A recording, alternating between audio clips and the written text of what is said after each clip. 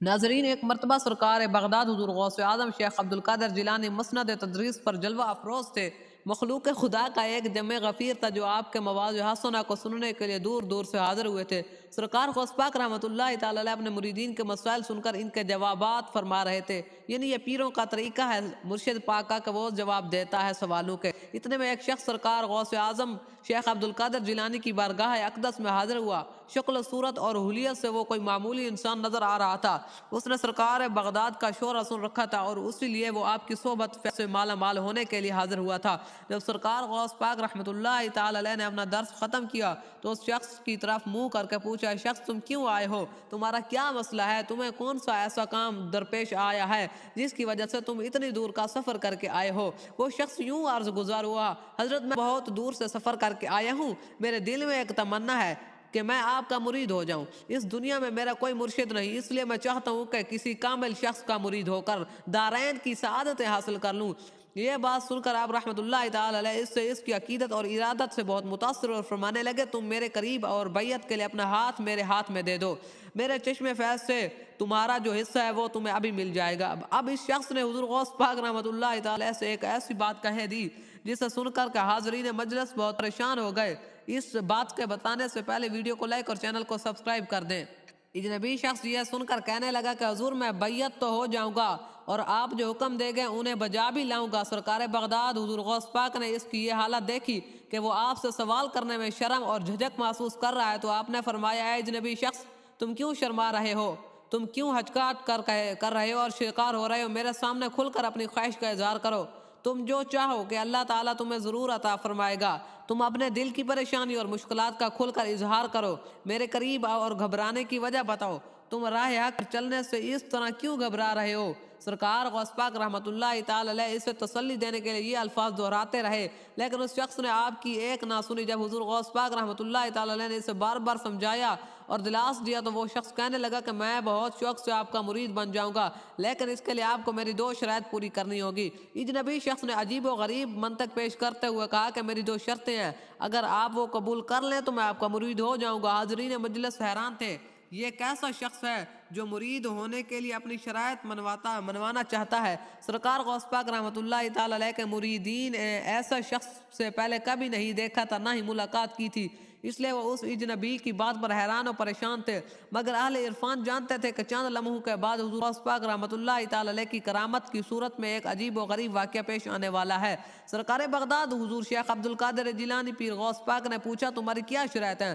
تم اپنی شرائط بیان کرو، اگر تمہاری شرائط جائز اور صحیح ہوگی تو انہیں قبول کر لیا جائے گا۔ اب اجنبی شخص نے پہلی شرط بیان کرتے ہوئے کہا کہ میں چوری تو نہیں چھوڑوں گا، یعنی آپ کا مرید تو ہو جاؤں گا لیکن میرا پیشہ چوری ہے اور میں چوری کر کے اپنے بیوی بچوں اور گھر والوں کا پیٹ پالتا ہوں۔ میں یہ سمجھتا ہوں کہ چوری کرنا کتنا بڑا گناہ ہے، لیکن میں اپنی عادت سے مجبور ہوں اور کئی بار کوشش کرنے کے باوجود بھی اسے چھوڑ نہیں سکا۔ میں آپ کا مرید تو ہو جاؤں گا لیکن میں چوری نہیں چھوڑ سکتا اور میں اپنا یہ کام ہمیشہ کے لیے جاری رکھوں گا۔ دوسری شرط یہ ہے کہ میں بے نمازی ہوں اور نماز ادا نہیں کرتا۔ میں آپ کا مرید تو ہو جاؤں گا لیکن نماز نہیں پڑھوں گا۔ میں آپ کی باقی تمام احکام ماننے کو تیار ہوں لیکن ان دونوں چیزوں کے بارے میں آپ سے کچھ رعایت مانگتا ہوں۔ میں چاہتا ہوں کہ آپ مجھے ان دو کاموں میں ڈھیل دے دیں، اس طرح میں بدستور اپنے کام کاج میں مصروف ہو جاؤں گا۔ یہ سنتے ہی حضور غوث پاک رحمۃ اللہ تعالی علیہ غصے کے انداز میں فرمانے لگے، شخص یہ تو نے کیسی عجیب و غریب شرائط پیش کر دی؟ کیا تو اللہ تعالیٰ سے نہیں ڈرتا؟ کیا تو نہیں جانتا کہ بے نمازی پر تو اللہ تعالیٰ کی لعنت ہوتی ہے؟ نمازی کیسے بے نمازی؟ نماز ایک اہم فریضہ ہے جس بارے میں قیامت کے دن سب سے پہلے سوال کیا جائے گا، اور تو اسے ادا نہیں کرے گا، اس سے چھٹی کر جاتا ہے۔ رہی بات چوری کرنے کی تو یہ بھی بہت بڑا گناہ ہے، لوگوں کا مال چوری کرنا ایک بہت بڑا کبیرہ گناہ ہے اور اس کے مرتکب افراد کی یہ سزا ہے کہ اس کے ہاتھ پیر کاٹ دیے جائیں گے۔ تو کیسا آدمی یہ میرا مرید ہونے کے لیے ایسا کبیرہ گناہ قائم رکھنے کی شرط لگاتا ہے؟ تیرے یہ دونوں کام دین اسلام سے خارج ہیں۔ بے نمازی کو جب محشر کے دن لایا جائے گا تو اس کا بخشش نہیں ہوگی اور وہ عذاب پائے گا۔ مرید عرض کرنے لگا، حضور مجھے مرید کر لو اور اپنے دامن رحمت میں چھپا لو، آپ تو بادشاہ ولایت ہیں، آپ کی بارگاہ میں ہزاروں لاکھوں مریدین آئے ہیں اور آپ نے سب کو پار لگایا ہے، میں بھی ایک گناہ گار بندہ ہوں، آپ اللہ تعالیٰ سے دعا کریں کہ میری قسمت بھی سنور جائے۔ وہ شخص کہنے لگا کہ حضور دوسرے مریدین کی طرح مجھ پر بھی نظر کرم فرمائے اور میری دلی تمنا بھی پوری کر دیں، مجھے اپنے چشم فیض سے بھی حصہ عطا فرمائے۔ سرکار غوث اعظم رضی اللہ تعالیٰ عنہ نے اس کی ساری گفتگو انتہائی توجہ سے سنی اور پھر ارشاد فرمایا کہ اگر مرید ہونے کے لیے تیری یہ شرائط ہیں تو بحیثیت پیر و مرشد میری بھی کچھ شرائط ہیں جنہیں تمہیں قبول کرنا ہوگا۔ وہ شخص انتہائی عقیدت مندی سے کہنے لگا کہ مجھے ایک نہیں بلکہ آپ کی ساری شرائط قبول ہیں۔ سرکار غوث پاک رحمۃ اللہ تعالی علیہ نے فرمایا اگر تو نماز نہیں پڑھتا تو میری شرائط یہ ہے کہ تجھے ہر نماز کے وقت اذان دینا ہوگی، تو اذان دینے کے وقت اذان دے دینا اور پھر جو چاہے کرتے رہنا۔ اس شخص نے سرکار بغداد کی یہ شرط منظور کر لی اور اب حضور غوث پاک رحمۃ اللہ علیہ نے اس سے بیعت کر کے اپنے مریدوں کی صف میں شامل کر دیا۔ وہ شخص خوشی خوشی گھر پہنچا اور اپنی بیوی کو بتایا کہ وہ حضور غوث پاک رحمۃ اللہ تعالی علیہ کا مرید ہو گیا ہے، اور اس نے اپنی تمام شرائط میں بھی تمام شرائط اپنے پیر سے منوا لی۔ اب دن کے وقت اس شخص کا یہی کام تھا کہ جب بھی نماز کا وقت ہوتا وہ اذان دیتا۔ اس طرح وہ 5 وقت کی اذانیں تو دیتا تھا لیکن سجدے میں سر نہیں جھکاتا تھا۔ یوں اس کا دن اذان دینے میں گزرنے لگا۔ اب دن کے وقت اس سے یہی فکر لگی رہتی تھی کہ کہیں اذان کا وقت گزر نہ جائے اور اذان دینے کی وجہ سے پیر و مرشد کی نافرمانی نہ ہو جائے کہ نہ دینے سے ابھی چند دن ہی گزرے تھے کہ اس کی بیوی اس سے جھگڑنے لگی کہ اب تو کام نہیں کرے گا یا چوری نہیں کرے گا تو گھر کا گزارا کیسے ہوگا؟ تم دین کے وقت نمازوں کو چھوڑ کر اذانیں پڑھتے رہتے ہو، آخر کھانے پینے اور گھر کے اخراجات کے بارے میں بھی کچھ سوچو نا۔ وہ شخص کہنے لگا کہ مجھے دین کو تو وقت نہیں، البتہ میں رات کو چوری کرنے کے لیے کہیں جاؤں گا۔ پھر ایک رات وہ عشاء کی نماز پڑھ کر گھر سے باہر چوری کرنے کی غرض سے نکلا۔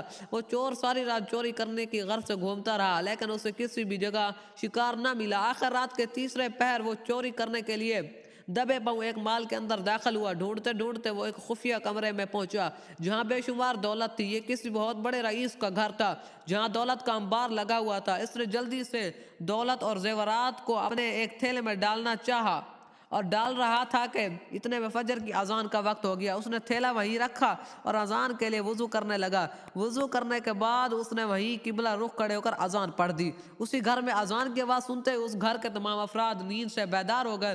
اس نے گھر والوں کے ڈر سے اذان کے بعد کانپتے کانپتے نماز کی نیت بھی کر لی اور پھر نماز پڑھ ڈالی۔ اس طرح اس کی ایک شرط ٹوٹ گئی۔ نماز سے فارغ ہونے کے بعد جب اس نے پیچھے مڑ کر دیکھا تو اس کے پیچھے نمازیوں کی ایک جماعت تھی۔ حالانکہ نماز نہیں پڑھتا تھا، جب پڑھی تو جماعت تھی اس کے پیچھے اور ان کا امام بنا ہوا تھا۔ نماز سے فارغ ہو کر کے بعد تمام لوگوں نے آ کر اس کے ہاتھوں کو بوسہ دی اور وہ شخص انتہائی حیران و پریشان کھڑا یہ سب یہ منظر دیکھ رہا تھا اور کہہ رہا تھا کہ میں تو ایک چور ہوں، تم نے مجھے پہچانا نہیں ہے۔ میں تو اپنی تھیلی میں تمہارا مال بھر کر جا رہا تھا لیکن آج کسی وجہ سے پھنس گیا۔ ان لوگوں نے چور کی ایک نہ سنی اور کہا کہ تم اللہ کے ولی ہو اور اپنی ولایت کو چھپاتے ہو۔ ادھر حضور غوث پاک رحمۃ اللہ تعالی علیہ تہجد کے لیے بیدار ہوئے تو فرمانے لگے اب تم پھنس گئے ہو، آج کے بعد تم چوری نہیں کرو گے۔ وہ شخص سرکار غوث اعظم رحمۃ اللہ تعالی علیہ کی طرف منہ کر کے عرض کرنے لگا اے غوث اعظم، میں آپ کی شان کرامت کو پہچان گیا، آج کے بعد میں چوری نہیں کروں گا۔ چنانچہ پھر اس نے چوری بھی نہیں کی، اس سے چوری سے بھی توبہ کر لی اور کہا کہ آج کے بعد میں اپنی تمام زندگی اللہ تعالیٰ کی عبادت اور ریاضت میں گزاروں گا۔ اب وہ چور نہیں بلکہ سرکار غوث اعظم رحمۃ اللہ تعالی علیہ کے نظر کرم سے اللہ کا ایک برگزیدہ بندہ اور ولی بن چکا تھا۔ سرکار غوث اعظم رحمۃ اللہ تعالی علیہ کی ایک اعلیٰ کرامت ہے کہ آپ نے ایک چور کو ولی کے عہدے پر فائز کر دیا۔ ناظرین، یہ اس شخص کا واقعہ ہے جسے اپنی زندگی میں کوئی کامل پیر و مرشد نہیں ملا تھا۔ اب وہ شخص 60 سال کا ہو چکا تھا، یعنی وہ 60 سال کی عمر تک مرشد کامل کی بیعت سے محروم تھا۔ تعجب کی بات تھی کہ اس کی بیوی اور بچے بھی کسی ولی کامل کے دست اقدس پر بیعت ہو چکے تھے، لیکن اس شخص کے ساتھ ایک مسئلہ یہ تھا کہ جب بھی کوئی درویش اور کسی درویش کو علاقے میں آتے اور اسلام کی تبلیغ کرتے ہوئے دیکھتا تو یہ شخص انہیں اوپر سے نیچے تک دیکھتا۔ اگر کوئی پیر صاحب 99% بھی مکمل ہوتے، اس کے اندر ظاہری طور پر کوئی بھی خامی نہ ہوتی اور اس شخص کی بات سمجھ نہ آتی تو وہ کہہ دیتا کہ نہیں یہ درویش صحیح نہیں ہے، یہ شخص مرشد بنانے کے قابل نہیں ہے، میں ایسے شخص کا ہرگز مرید نہیں ہو سکتا۔ یعنی یہ بات اس شخص کی عادت میں شامل تھی کہ وہ ہر انسان کے اندر خامیاں تلاش کرتا رہتا۔ کسی کی خوبیوں پر اس کی نظر نہیں رہتی تھی۔ ایک دن وہ شخص اپنے گھر پہنچا تو اس کی بیوی نے کہا زندگی موت پر کوئی بھروسہ نہیں ہے، اب تو آپ اپنا کوئی مرشد کامل بنا لیں، اگر تم مرشد کامل کے بغیر اس دنیا سے چلے گئے تو تمہارا حشر اچھا نہیں ہوگا۔ ہمارے بزرگوں کا کہنا ہے کہ جس کا کوئی پیر نہیں ہوتا اس کا پیر شیطان ہوتا ہے۔ اس شخص نے اپنی بیوی کو بھی جھڑک دیا کہ جب تک مجھے کوئی مرشد کامل نہیں ملے گا اس وقت تک میں بیعت نہیں کروں گا۔ اب تک میں نے جس درویش کو بھی دیکھا اس نے کوئی نہ کوئی خامی مجھے نظر آئی، اس لیے میں ابھی تک مرشد کامل کی تلاش میں سر کرتا رہتا ہوں۔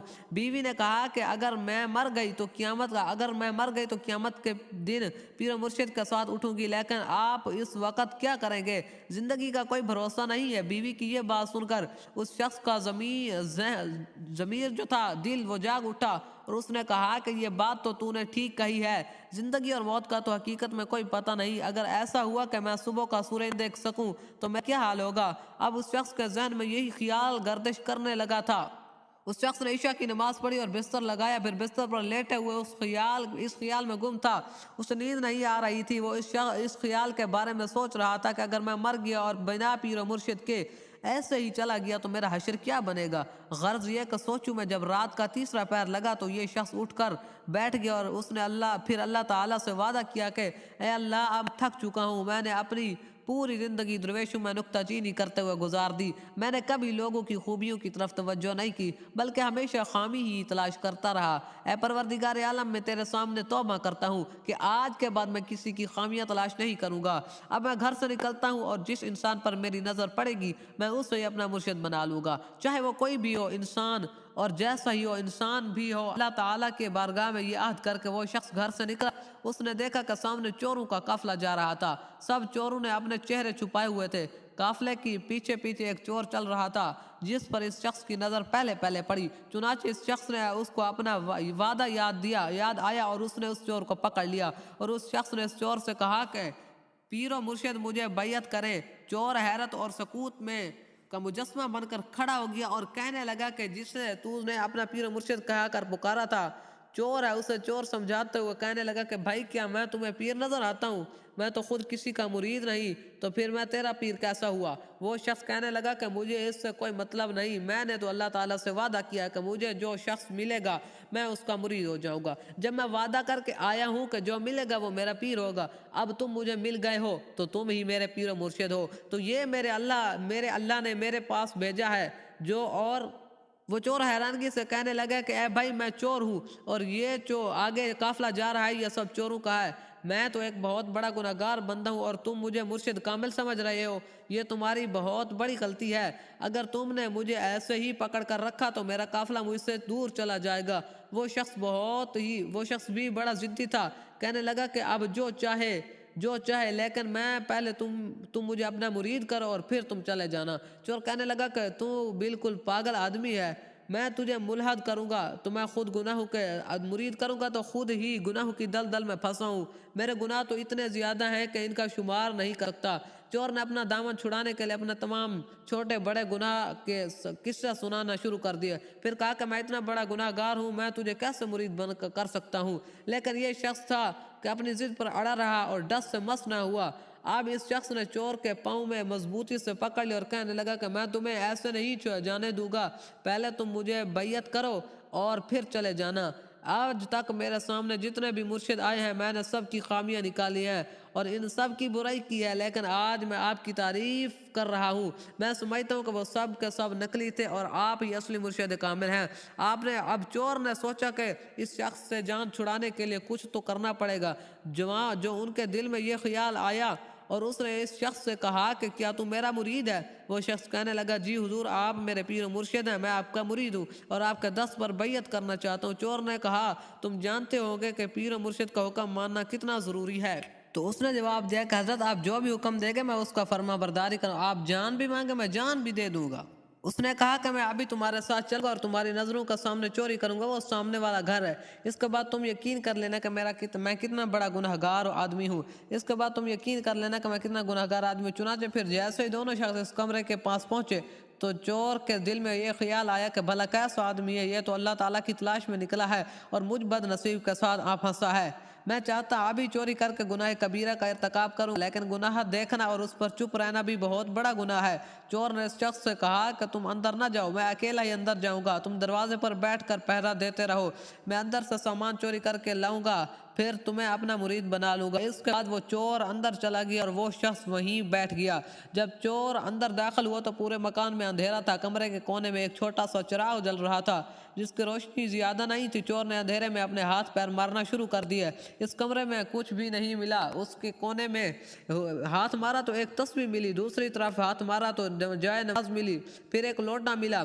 اس کے دل میں یہ خیال آیا کہ صاحب مکان تو بہت بڑے شاندار کپڑے پہن کر باہر نکلتے ہیں اور اندر ان کا کمرہ تو بالکل خالی ہے۔ چور چوری کرنے کے لیے سامان سمیٹ رہا تھا۔ اسی کمرے کے دوسرے کونے میں حضور شیخ عبدالقادر جیلانی حضور غوث پاک بیٹھے تھے اور آپ رحمۃ اللہ تعالی علیہ یہ سارا منظر دیکھ رہے تھے اپنی آنکھوں سے۔ اسی دوران باہر سے حضرت خضر علیہ السلام تشریف لائے اور حضور غوث پاک سے فرمانے لگے کہ اے غوث اعظم، کسی کو کرخ کا کتب مقرر کریں کیونکہ وہاں کے کتب کا وصال ہو چکا۔ حضور غوث پاک نے فرمایا کہ ادھر ادھر جانے کی ضرورت نہیں ہے، ایک چور ہمارے در پہ آیا ہے، بڑی دیر سے وہ ہاتھ پیر مار رہا ہے، اسے اب تک کچھ نہیں ملا ہے۔ کچھ ایسا نہ ہو کہ یہ بغداد کی گلی میں جا کر شور مچائے کہ میں تو شیخ عبدالقادر جیلانی کے گھر کیا تھا اور مجھے کچھ چیز نہیں ملی، یہ چور میری سخاوت کے تانے نہ دے۔ اس لیے خضر علیہ السلام میں نے اپنا فیصلہ کر لیا ہے کہ اس چور کو ہی قطبیت دے دی جائے گی، اسے کتب ابدال بنا دیا جائے گا۔ اب تو حضور غوث پاک رحمۃ اللہ تعالی علیہ کی زبان کا تیر چل چکا تھا، اب اس چور کا پیر و مرشد مل چکا تھا اور وہ چور نہیں رہا تھا۔ سرکار غوث اعظم رضی اللہ تعالیٰ نے اس پر نظر کرم فرمائی۔ پھر جب 3 دن ایسے ہی گزر گئے تو حضور غوث پاک رحمۃ اللہ تعالی علیہ نے فرمایا میں نے تمہیں